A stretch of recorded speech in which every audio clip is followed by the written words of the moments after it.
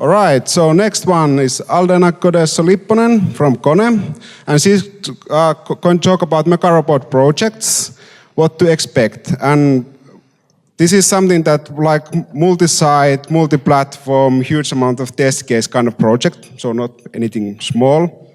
So I'm really interested to hear about that. Wow, what a wonderful crowd. And yes, my name is Aldina, and I am honored to share some of our pains and gains when we used and continuous using the robot in our projects. Tiny bit about KONE. It started as a machine repair shop, but nowadays one of the world's leading providers of products and services for any type of building with smooth people flow. We have elevators, escalators, automatic doors, and people flow intelligence. My topic belongs to the elevator part. How can an elevator be so complex? And boy, was I wrong. It really is complex. We sometimes joke that isn't it just a box going inside the shaft, going up and down, opening the doors once in a while. It is so much more. Millions of people flowing from site to site, each elevator with safety and ride comfort standards and requirements, different variations of the elevators with different doors. You have in the old buildings swing doors, in the bit newer buildings automatic doors. Then depending on the building, if it's a small one, the speed of the motor can be just a normal speed or even slow speed. But for the high-rise skyscrapers, the speed starts to be an issue. The elevator as itself has few basic components: the drive, the safety, and the control. Those are the three main areas that have heavy software on those hardware components. I belong to the control part, the brains, and most of my presentation is about the brains part. Test organization in a glimpse. We don't differ from any other big organization. We have about 200 plus people in all kinds of roles of software development, from developers to system architects, 20 plus teams, all using a robot. The brains part, where I belong, we are 6 teams in 2 locations. Of course, as a tester, and we use the Scrum style. So we are a Scrum team. I'm a tester in my own team. Of course, I test what my team is developing, but I also have the responsibility to ensure that the test results reflect correctly the state of our code in the whole component. Each component governed by protocols and message sequences very well specified as method of communication between those components.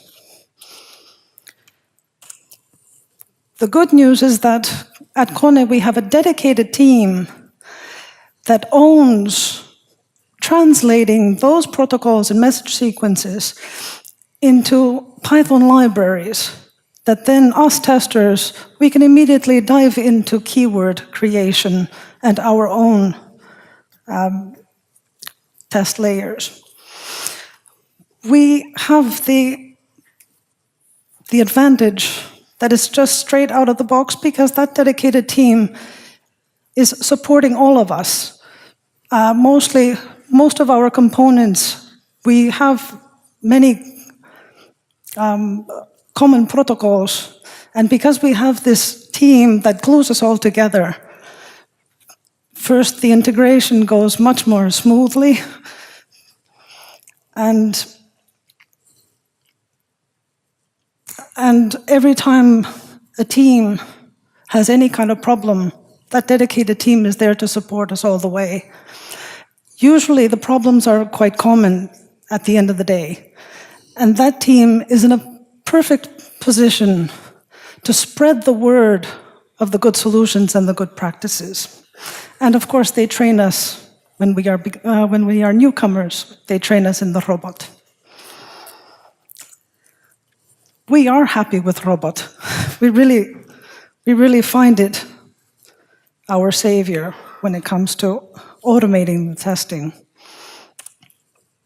By having those specific and well standardized, KONE proprietary, but they are standard protocols, exactly as I just mentioned, the straight from the box, starting to use the test libraries and start the keyword creation and thus the test cases. The fact that robot has a unified way of writing the tests and logging the results.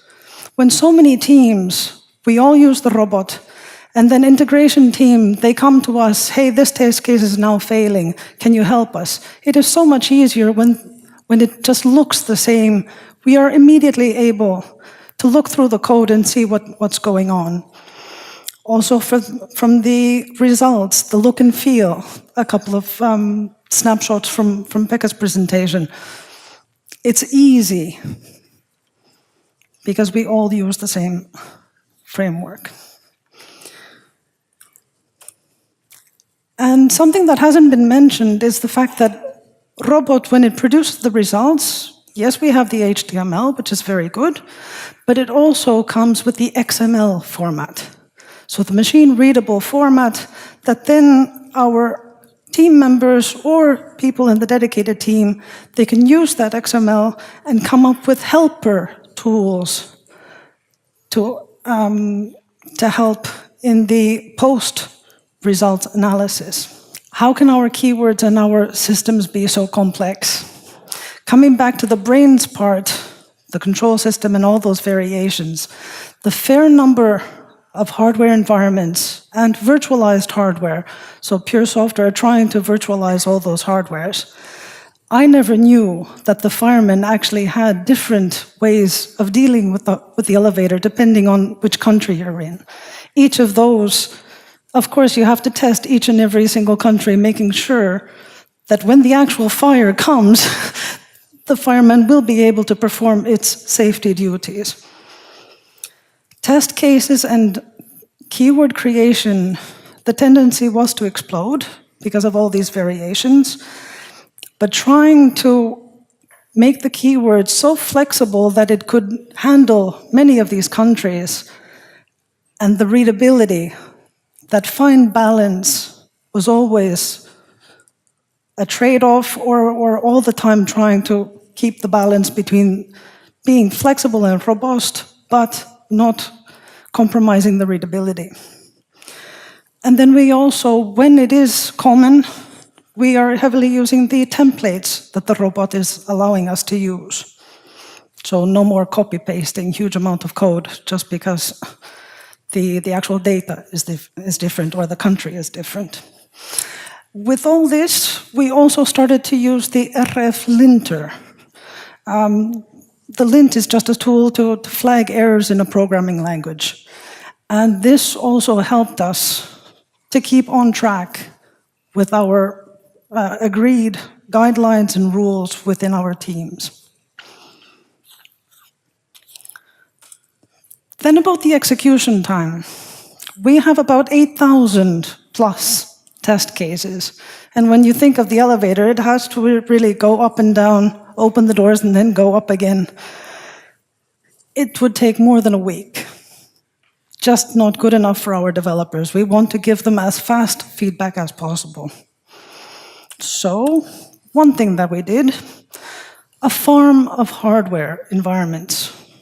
And of course, this immediately allowed us to immediately slice off. Instead of a week, we had something to present them already in a day. We also use the tags, so that then via the tags we have very quick feedback, the smoke, a bit more extensive testing during the night, and then the rest of the testing over the weekend.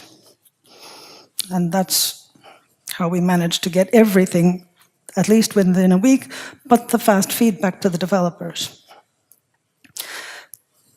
We also have virtualized hardware, so pure software, and that, of course, immediately enabled us even faster executions, because then it's parallel. It's just a matter of more machines into our Jenkins servers.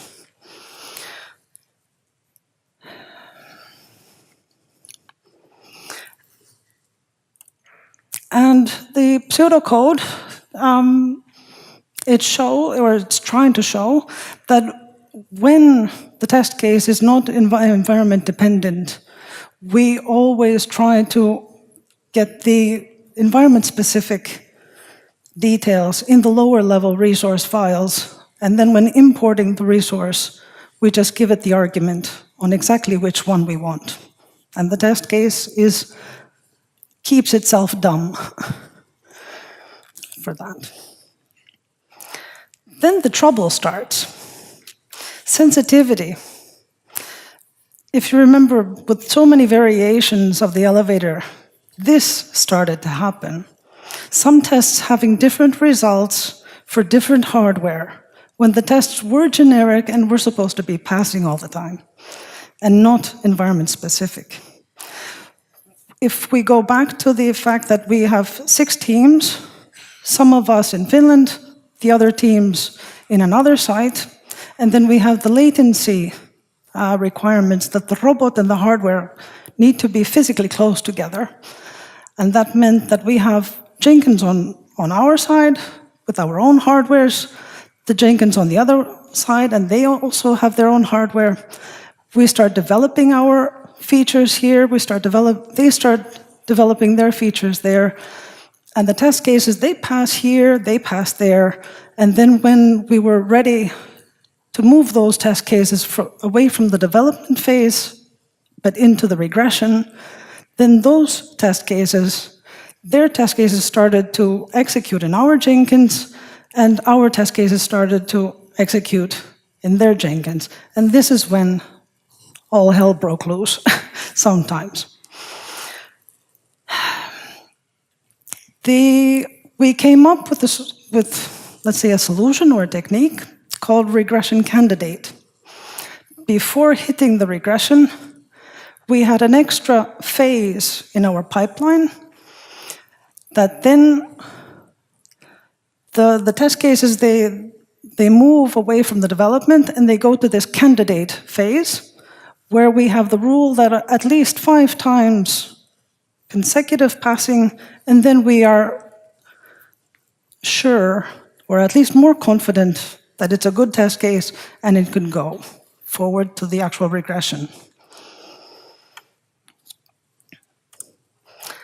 This also happened. The exact same test case against the virtualized hardware, so pure software, and ping-pong results. All the time scratching the head. But here we also came up with the technique called jailing. Just like you jail human beings for breaking the law, we were jailing the test cases when we didn't have time to fix the test cases that were having this kind of behavior. This and the sensitivity issue, those are our worst enemies as a tester. They pollute our regressions, and every time these happen, you get the red ball in your Jenkins and you start to panic. What went wrong? The developers, did my commit break something? And then when you analyze, oh darn, it's our test code, not the developers. So always trying to keep the developers focused on what they do best and what they should be doing, and us trying to find actual software bugs is why we spend a bit of time trying to fix these kind of issues. And this comes back to the point of the whole presentation. What happens when you have these mega complex systems? How we managed. It actually all has to do with after the test cases are run and we get the results. The first screenshot shows you a test history database.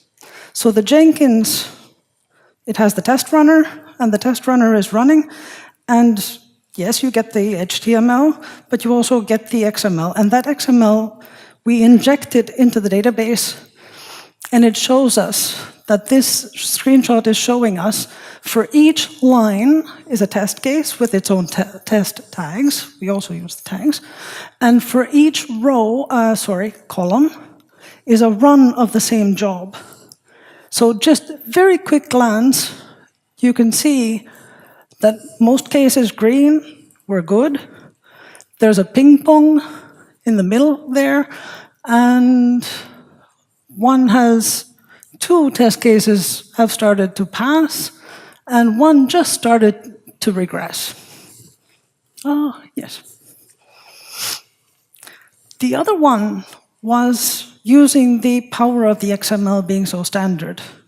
There we have our own team members or the dedicated team with Python guru skills, and they are able to come up with helper tools, and this is a comparison tool between one XML from one job and another XML from another job, and comparing those results. If the test case is passing, fine, not needed for here. If the test cases fail, it shows us, did they fail in the same place, which is good, most probably a software bug. If it failed in the different place, then back to the testers and scratching the head. With all these and other techniques, we are able to remove the clutter and the distractions from our real purpose of trying to get the best feedback we can to our developers. To summarize, looking back when we had just a few environments, few hundred test cases, it was a humanly possible work to keep all these problems in check. We were able to stay ahead of the ball. But as soon as things got into the thousands and 2 Jenkins and everything like that, it was so crucial for us to have all these extra layers and tools and techniques to help us clear away the clutter and really focus on what we are supposed to be aiming for, which is better software. The more tests we have, the more attention we are needing to keep the trust in our results. The combination of all these techniques, the people all the time trying to find solutions on how to deal with all this, really keeps our work in the goal. And in a nutshell, that was all I had to share with you. I hope something caught your interest. Thank you. Thank you very much, Aldina.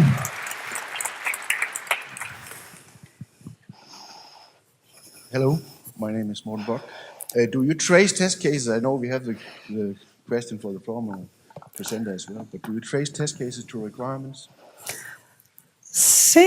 Actually very same conclusion that our colleague also had.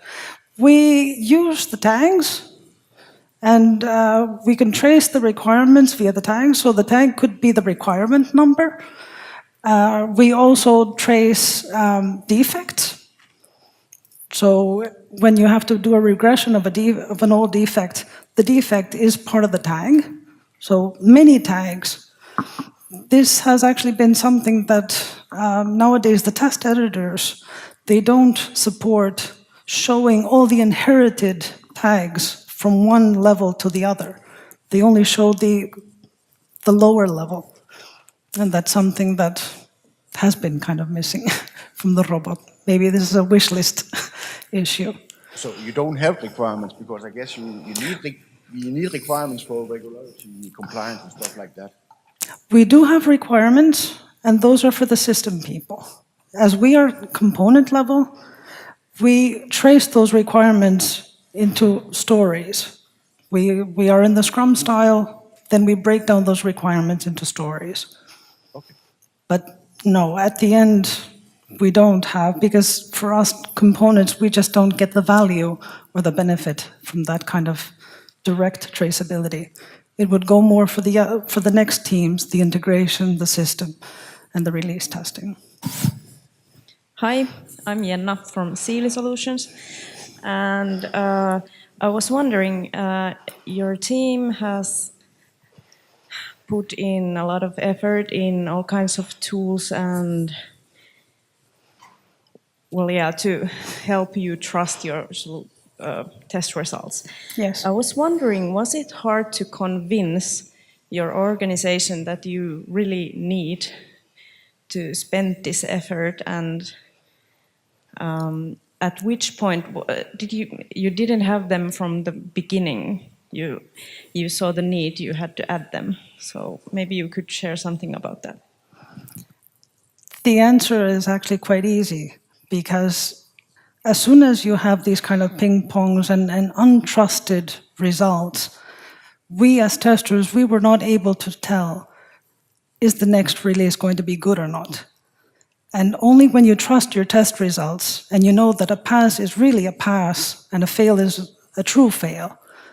So the effort or the benefit of coming up with these extra layers, they are more than justified, at least for us. In one of your slides, you were showing some parallelism in execution, I believe, but you didn't really comment on how that was achieved. Could you say something about that? I believe you're referring to the farm. Yeah, your Of farm of hardwares. multiple things to try and speed up your execution. Yes, the farm of hardwares is physically small simulators with the exact same components, exact same setup, and many of those. And then how we spread the test cases. If it's for the virtualized hardware, we are using a technique called swarming, and that's possible. That's kind of Jenkins magic that I personally don't know. We just use it. The dedicated team takes care of the swarming. But when it comes to the hardwares, then it's a matter of tagging.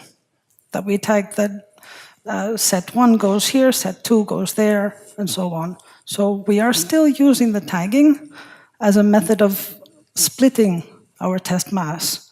We are nowadays, we are noticing that the tagging is quite manual. And if it's manual, it's prone to error, human error. And we are trying to go more to the list of test cases. So instead of using the tags, the test runner would have a file of which test cases to run. Hi, Aldina. Good to see you. Yes, hello. You mentioned that you're working in agile mode. Sorry? You're working in agile mode. Yes, Scrum. Yes, and you have As much as possible. Yes, and you have a quite huge testing organization and development. Are you test engineers and test automation engineers working as part of agile team? Yes. Okay. That is... Each team, we used to have, and I complained until we started to get the change, that the testers need to be part of each team. The only slight little problem of that is that then you don't have any ownership in the big picture. Okay. And that's then kind of volunteer, and that's where I came in. I took that. Yeah, you'll save it. Thank you. Hi. You mentioned that you do not have the tracking between requirements and your robot framework test automation, and mentioned that it's more an issue of the user acceptance testing or something like this, so later phases of releasing. Am I right? Yes? Yes. So at this level of acceptance testing, final testing, you have also some regulatory needs? Or some, like, you have some revisors coming to your company, reviewing the safety of your project or product? Or is it not the case on elevators? Because I know it from trains, from medical devices, car industry, it's really hard there, but how about elevators? Because I work for the control area of the elevator, what you are mentioning is very correct for the safety team. We have an extra team, and they have their own way of using robot, and they have their own way of testing. I'm not that familiar with that. But yes, they are very heavily regulated. So they don't use automation testing. Not for everything. Okay, thank you. Hello, thank you for the presentation. I'm Arthur from Bala Group, and I have just curious question. How are you updating the software on elevators? Do you have remote control, like real remote control from the, We're actually using the robot to call a Python tool that does the software upload. Okay. So the test case starts, and it calls that Python script that downloads and then waits for the done successful. If it doesn't get the done successful, then the whole thing fails. But to answer your question, yes, we have automated the software downloading. No, I was asking, like in the buildings, elevators, how are you updating this software in a... The real stuff. Yeah, like real. Yeah. Because we're in the R&D, the real stuff is quite different. And the question was, do you have remote, like, updating to real elevators, or it's just a technical guy goes there and fix it? I believe we're now somewhere in the middle. Okay. So it used to be the technician coming with his USB pen or some other type of keeping the software in his own hands and then going there and downloading everything. But I do believe that we're very close from remote downloading. Thank you. All right. So, thank you very much, Aldina. That was a great piece and very interesting. And also, you can fetch